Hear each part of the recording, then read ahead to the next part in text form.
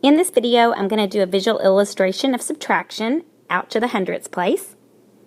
As you can see from the picture, we've got some little tiles that represent the ones place, a tenth, which represents 1/10 of a small little portion of the unit. So if you actually took this ones place and divided up into 10 little bitty pieces, you'd be left with a tenth, and so on and so forth here.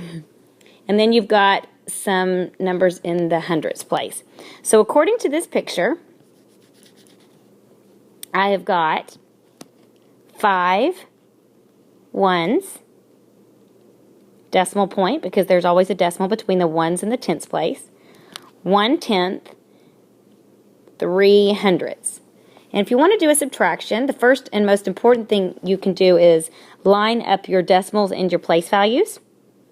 And then you can begin to do your subtraction starting on the right side. So if I'm on the right side of the problem and I see I want to do 3 subtract 7, if you're looking at the hundredths place, you'll notice from the picture up here we can't take away 7. We don't even have 7 in this section. So we need to borrow from the tenths column. So I will move that tenths over into the other place value, and it will actually break up into 10 little bitty boxes.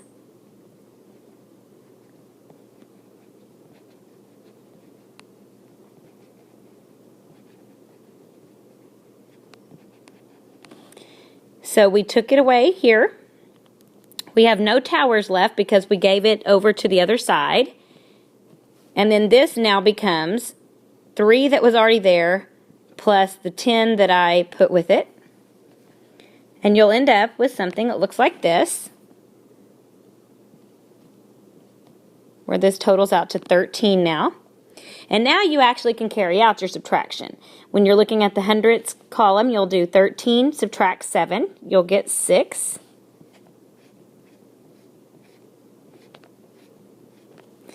And then we have 0 subtract 0, so that's pretty easy.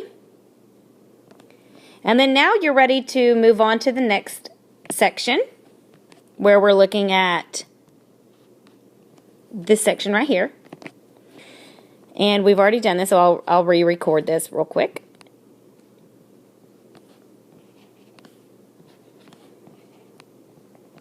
And now we're ready to look at the ones place, and we see we just need to take 1 from 5, and we will be left with 4. So whenever you run into an issue, you can borrow from the place value right beside it and allow it to help you out there. And in our case right here, we ended up with a solution of 4 and 6 hundredths whenever we took 1 and 7 hundredths from 5 and 13 hundredths.